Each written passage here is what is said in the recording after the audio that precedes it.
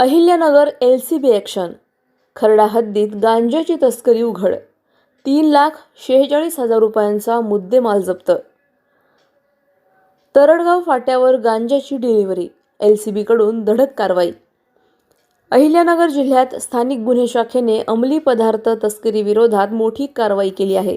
Kharda police station हद्दीतील तरडगाव फाटा तालुका जामखेड येथे विक्रीसाठी नेण्यात येणारा 9 किलो 854 ग्रॅम गांजा जप्त करण्यात आला आहे.